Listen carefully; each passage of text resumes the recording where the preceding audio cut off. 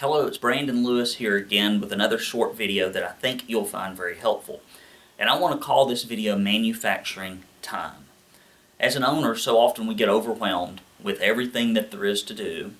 We don't know what in the world we need to do with our time. It's hard to prioritize, and it seems like we're constantly being bombarded by phone calls, emails, text, people in the field, things going wrong with operations, and all kinds of things. When in fact the things that really make us the most money are typically either communication, meaning communicating with a list of people that we're marketing to, or organization, meaning that we're putting systems and structures and procedures in place so that we can be more effective. And owners have a real tough time of breaking these habitual habits of continuously checking email, continuously checking on jobs, running paint and ladders out, spending more time at the paint store than we really should. And we use those as a coping mechanism to kind of push back the things that we really should be doing, that we know we should do, that would really help us make money, and instead we get stuck focused on these kind of trivial tasks, these what I call $10 an hour, $12 an hour tasks. They end up monopolizing our time. Somebody we could pay $10, $12 an hour. So let me talk to you about how you can kind of break free from a lot of that and to get some margin in your life, to get 4 to 8 to 16 hours set aside every week so you can focus on growing your business through better marketing, better organization. So let's talk about the 3 Ds. The 4 Ds are what you can actually do to get something done. So the first D I'm going to talk about is delegate it.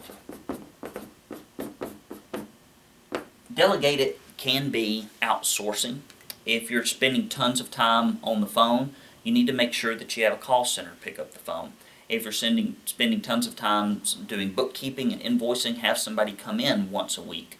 If you're spending lots of time at the paint store, create a quick little fax sheet and fax in or scan and email in your paint order so you're never standing in line and have them deliver it to you. Did you know that on average, most owners will spend 3 hours a week at least at the paint store? And when you look at that and you multiply it out times 52 weeks, it ends up being a month. It's like 152 hours. Many owners spend a month of their working life in the paint store. This is foolish. This is $10, $7, $8 an hour work. We can't be spending time at the paint store, and we need to set the guys up. If you are spending time on lots of follow-up, you can get a marketing coordinator to come in on Tuesdays and Thursdays to call and follow up on your estimates, to get your newsletters out the door, to communicate or do cold lead generation to realtor lists, property management lists, commercial lists. So what you have to do is look at the time you're spending and figure out how to give it to someone else to do. One other area that you can really work at on delegating it is if your painters are constantly calling you, and if there seems to be this problem that's recurring, maybe you're having to go out and pick out checks, maybe you're having to go do walkthroughs, you can create a simple checklist so that the crew leader can do the walkthrough, the crew leader can pick up the check, get a customer satisfaction survey filled up. So if you add up all these things, let's say you were spending 3 hours at the paint store, but now you're faxing it in and having your guys pick it up or having the paint store delivered. There's 3 hours we just saved, right? So we're not going to go to the paint store anymore. We got 3 hours.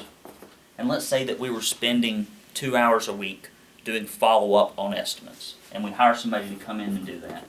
Well, there's 2 hours. And let's say that we were spending an hour a week on bookkeeping, and now we're going to have somebody come in for a couple of hours every other week. That's 1 hour. And let's say that going out and collecting checks or checking on jobs to close them out between travel and everything was burning up another 3 hours. You see, what we have done by just delegating a handful of things is we have saved ourselves 5, 6, 7, 8, 9 hours a week. Okay?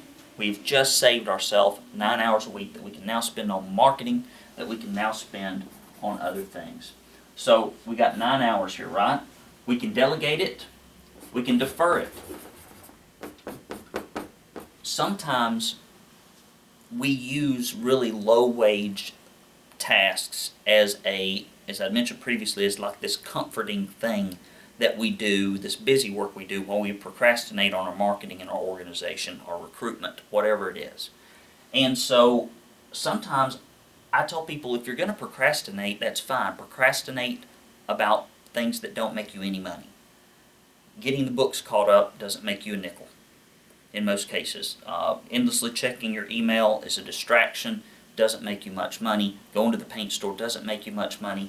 So defer it. Meaning if you're going to procrastinate, push that thing off to the very end of the day when you're tired and brain dead, and you know you could do that because it's monotonous and simple, and do all the stuff that's really important early in the morning. You can delegate it, you can defer it, you can dump it. Means don't do it at all. I think a lot of things we do in our business have no value. Sometimes we touch estimates multiple times. Sometimes we, again, endlessly checking email, endlessly checking social media, endlessly looking on the web. Sometimes we go to networking events that aren't very profitable and don't generate much business, and we could probably keep up with those people easier with a newsletter and some phone calls. Whatever it is, you need to look at your low value activities.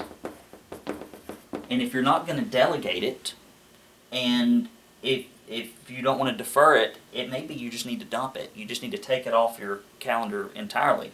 And let's say that there's some kind of terrible meeting that you're going to 1 hour a week, and it's not making any sense, and you really shouldn't be doing it. Well, we could pick up another hour here just by dumping something. And now we're up to 10 hours of our time that we freed up this week. Now we're going to talk about what to do at this time here in a moment. And then finally, you can do it better. Sometimes we're really disorganized. Maybe we have a manual process for sending out invoices. Maybe we've got a manual process for cutting checks. Maybe we've got a manual process for paying our bills that's real ineffective. And we need to look at the things that we're routinely doing. Maybe it's ordering our paint, maybe it's getting organized for the next day. And we need to look at these things that cause stress, anxiety, and issues, and we need to do it better. And it could be that maybe your men and your ladies in the field are calling you all the time because they don't have the paperwork and the tools and the directions and the instructions that they need to do that job autonomously, and so they're constantly calling you. So to do it better means putting some more infrastructure in place, putting some more procedures in place, giving them more authority and responsibility to make decisions in the field so they don't constantly call you. So doing it better, we could pick up another 2 hours just by not having to field phone calls, not having to do whatever it is that takes us 2 hours longer than it probably should, because we're not as organized as we need to be, we're not using the software we need to be, we're not using the processes we need to be, whatever that happens to be. So you can kind of look here, we've found a way to scrounge and dig and steal 12 extra hours a week to recruit, to market, to organize, the things that really make us money in our business. What do we do with this 12 hours? Here's the danger. I'm going to just put danger, big danger sign here, okay?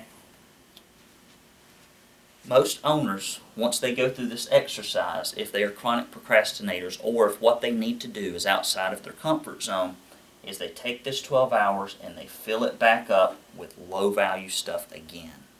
Or they goof off, or they go home, or whatever it is. The big danger when you free up time and you hire people especially to do things for you is that then, while things are taken off your plate, you no longer use this 12 hours for marketing or organization, but you fill it up with busy work. So now you're making even less money because you're paying out money to have people do things for you, and you're still not getting to the marketing, the recruitment, the organizing, the sales. So what I recommend you do is you take this 12 hours and you take one day, or maybe 2 days. It could be Tuesday and Thursday morning, and it could be, say we have 6 hours, and on Tuesday and Thursday from 8 a.m. to 2 p.m., 8, 9, 10, 11, 12, 1, 2. Okay, it's 6. I had to count on my fingers. that from 8 to 2 p.m., 8 a.m. to 2 p.m., we're going to work specifically on marketing, organizing, all the things that are on our list that we know we need to do but that we've just procrastinated on. Oh, we can't find the time, we can't find the time.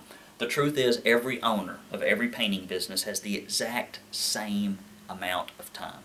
Some use it much better than others. That's the only difference. And if you can delegate, defer, dump, and do it better, you can find these extra hours that you need, and you can reallocate them on 2 days of the week to do the things you really need to do to pay you personally as the owner more money 60 days, 90 days, 120 days from now. So I hope this is helpful. I'll see you next time in the next quick video.